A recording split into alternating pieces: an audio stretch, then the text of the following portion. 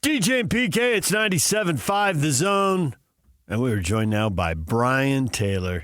Here to talk about the Open Championship. You hear him Saturday mornings with Bob Casper, Real Golf Radio here on The Zone. Brian, good morning. Good morning, DJ. How's it going, man? It is going well. The question for you is, how come these golf courses have Royal in front of them? Like, is this like, does the king or queen own this? Why do we have Royal in front of some courses and not others? It's just a designation by the royal family.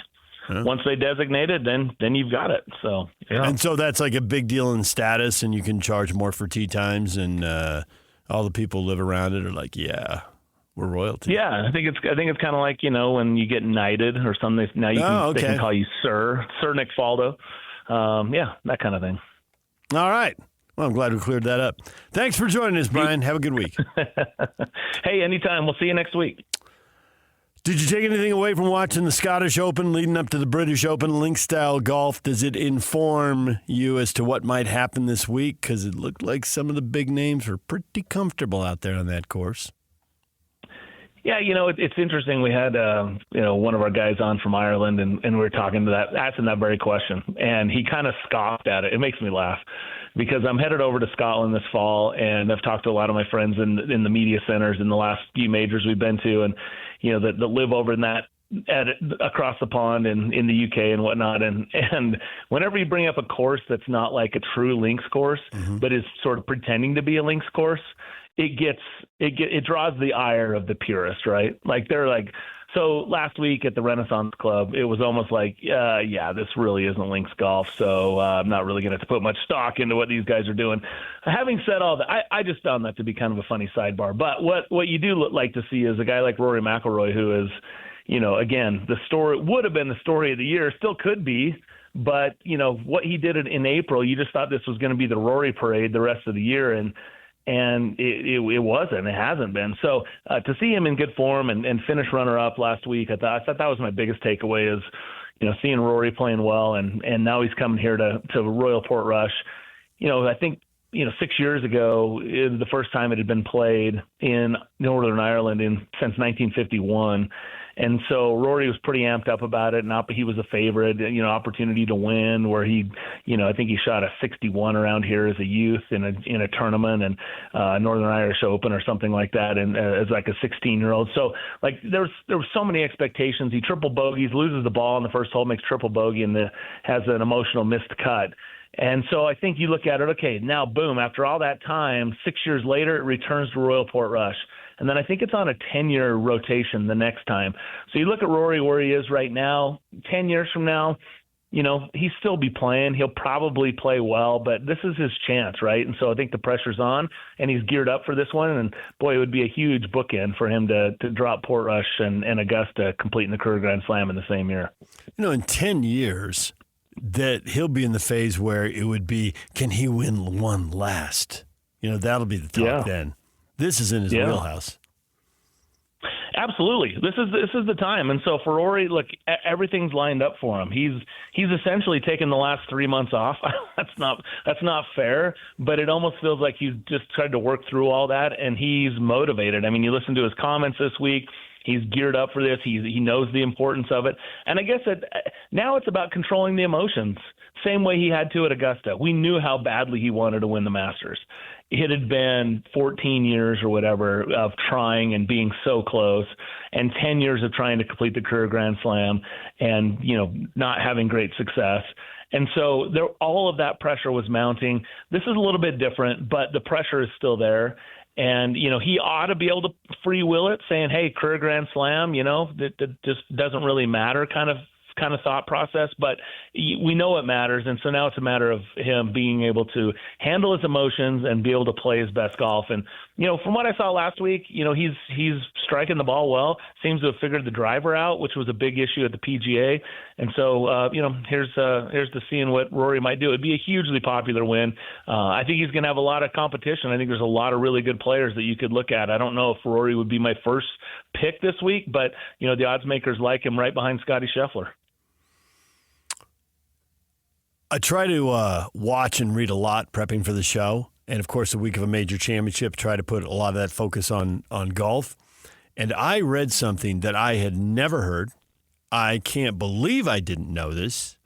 Did you know that Rory McIlroy signed, and it's really there's a double wow factor here, right? The first wow is, did you know that Rory McIlroy signed a letter of intent to play college golf in the United States? I don't know if I knew that. I did not know that. Now, I could give you 100 guesses, and I could give Yak 100 guesses, and I don't think you'd guess which school he signed with.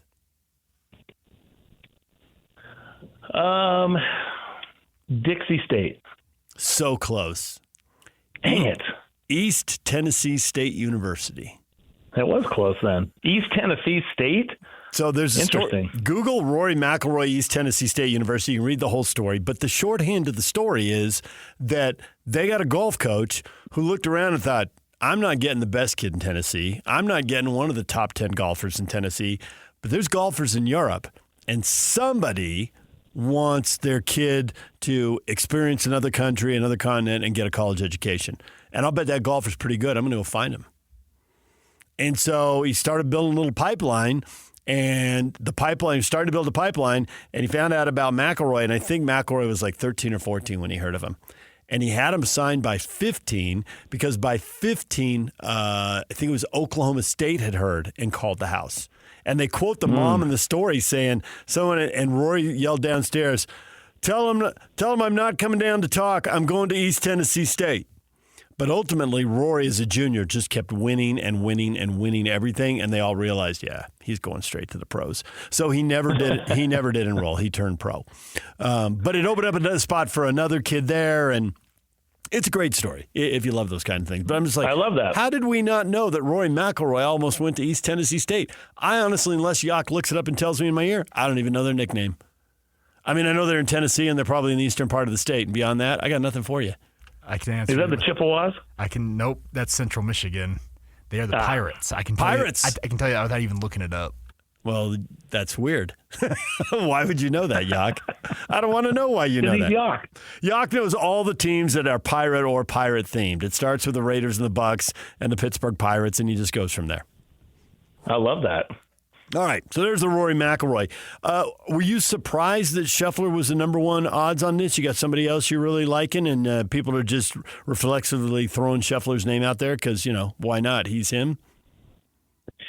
Well, no, I mean, I'm not surprised, right? I mean, to your point, you look at the statistics, and he basically leads, professional golf in the world in every major statistical category, and he's just that good. He's a rare talent that we don't see that often, and he's got the window is still open. One of the things that's so interesting in this game is you could have said that about Jon Rahm 2 years ago. You could have said it about Brooks Koepka 3 years ago. You could have said it about Jordan Spieth 10 years ago. Like everybody, like when they do these things where you start to compare them to the greats, where they are winning, prolifically the way that you see what Scottie Scheffler has done over the last 2.5 years, that it's how long will that window stay open? That's the fascinating thing to me. The windows are there for guys. Sometimes it's a week, sometimes it's a month, sometimes it's a year. And when you look at how short some of those windows are for some of what we would consider the top players in the game, it only sheds more light on how massively impressive Tiger Woods was to be able to keep that window open for an entire decade and to go through the various swing changes, the multiple surgeries and everything, and still be able to win at that clip. So to have that window open. Right now, Scheffler's window's wide open. Rory, it felt like his window had shut, and he's pried it back open, probably punched it open at Augusta and came, charging through. And yet it's been disappointing since that time. So I look at that. I mean, Justin Thomas is another one. There was a guy that the window seemed to be open and shut pretty quickly, all too quickly, and he's kind of starting to work his way back into form. Yeah, I mean, when I'm looking at the players, one of the things golfstats.com is a great website that I use. Sal Johnson used to be a regular guest on our show. He's back east, and he's the statistician at Augusta and all these. He's done stats his whole life. He's just kind of that guy. And so he this week, giving the information that they received from Portrush, which is only just the one event back in 19, plus the recent Open Championship, different venues, He went through 4 statistical categories that he thought were important to winning at Portrush. And they sound kind of elementary, but strokes gained off the tee. There's 57 massive bunkers. You got to stay out of that and the deep hay, right? So obviously giving yourself a chance off the tee. 2, strokes gained approach the green. Sure. Okay. Now we're talking fairways and greens. Pretty straightforward. And then, you're going to miss some greens. And so you got these interesting slopes there at Portrush. So how are you going to navigate that? So strokes gained around the green. And then 4th was strokes gained putting. And I think while all of that sounds super elementary, it's the fact that the putting is the 4th one. And he cited in his stats that you look at a guy, like Shane Lowry, who won last time, he's always been a terrific ball striker, pretty good driver, not a great putter. And so and I've listened to a few different people talk about this week, that Portrush is a place where you can kind of hide an okay putter, right? You don't have to be the best putter. Like at Augusta, you're going to have a good putting week. U.S. Open, with the way they firm those greens out, oftentimes, it comes down to putting. And so this one, though, it's a little bit more of managing it around and getting it onto the surface. Greens are going to be a little bit slower than other major championships. So, those types of things, you can be a little more aggressive with the putter. I just found that to be interesting. Now, add all those together, he assigned weight values to them. Scheffler 1, Rory 2, and then it's a pretty decent drop to Tommy Fleetwood 3, and then an even bigger drop goes down to Justin Thomas and Russell Henley rounding out the top 5. Interestingly enough, Ben Griffin, who is sort of a small story this year, but he's been winning. And with the glasses, you've seen that story. Jordan is 6, Jordan Spieth is 7, Keegan Bradley, the Ryder Cup captain, 8, Cantlay 9, and Sepp Straka 10, who was my pick coming in. I think Sepp Straka could surprise some people. The more interesting thing is Jordan Spieth. Jordan Spieth is not getting a whole lot of attention, but here's some stuff. You okay if I go into a little Jordan Spieth spiel for a sec? Speaking of windows that have been slammed shut, go ahead. Okay. I realize I'm rambling on here, so you can cut me off at any point in time. It is your show, but so here's Jordan Spieth. You look at the guys that, Rory, for instance, has played 15 Opens. You know how many times he's missed the cut? 3. Dustin Johnson's played 15. Missed cut? 3. Jason Day's played 12. He's missed 2. Koepka 10. He's missed 2. Tommy Fleetwood 10. He's missed 4. And then you start looking at some of the guys that are perfect. Cam Young, 3 for 3. Scheffler, 4 for 4 with 2 top 10s. Xander, 7 for 7. And how about Jordan Spieth? He's played 11. How many missed cuts? 0. Right? And so Jordan Spieth, for all of the challenges that he's had over the last decade since he won in 2017, he has 5 top 10s, and 3 of those have come since he won.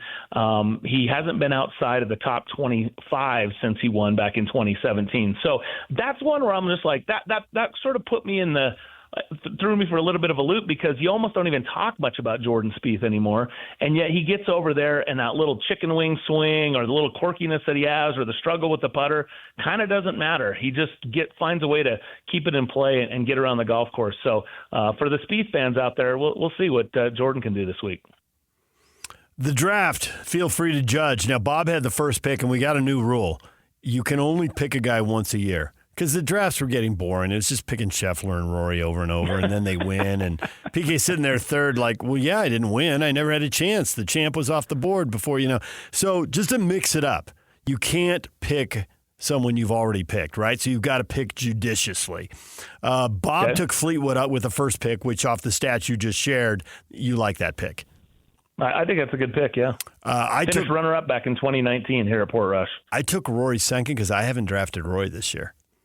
Hey, I think why wouldn't you pick? Like I said, top 2 are Scheffler and Rory, and if you've already picked Scheffler, then you probably go Rory. Well, everyone had picked Scheffler, so we couldn't pick him. We've all taken him in one tournament this year. One of us took him in the correct tournament. Thank you very much. Congratulations. I knew to pass on him in the Masters. He didn't play early in the year. He wasn't Scheffler yet. It's true. He put a glass through his hand for Christmas, so yeah. Yeah, right. And then PK took Shane Lowry to wrap up the first round. You like Shane Lowry? Okay. All right. That's pretty good. I mean, it would be quite the story for Lowry to go, back-to-back at Portrush. But Lowry he's put his nose in there a few times this year and kind of gotten heartbroken. So at the Masters, he was right there and wasn't able to get it done. And coming off that, he said, by the way, Shane Lowry's like one of the coolest dudes out there. Like he's he's just a guy that you'd want to sit down and chat with. You'd want to play around a golf. You'd want whatever. Like, he's just a fun guy to root for. So yeah, I like Shane. His game's been pretty good. He's obviously got to have all the feels coming back here on a place that he won, and why not? I mean, Rory knocked him out at Augusta. Maybe he'll turn the tables on Rory this week and pick up a second claret jug here. I liked what you said about Ben Griffin earlier in the segment and Sepp Straka, but I've drafted them both already earlier this year, so they were off the board for me in this one. So they're off the board entirely, not just first pick. Right. You got to come up with new guys. Okay. Bob took Victor Hovland. I took J.J. Spaun, and PK took Justin Rose. I took Rose at the Masters. I couldn't take Rory because Bob took him off the board right out of the gate. So I went with Justin Rose. Those are my two good picks. I've had some disastrous Rose picks. is always a good one at the Masters. But Rose at the Masters, right? And he was there on the final day. He was there, but he was there coming down the stretch. But it was always something funky was going to have to happen for him to actually win. You're close. You're there, but you need something from playoff, right? Need something from Bizarre War. I know, but he was always chasing. It was never his, right? Yeah.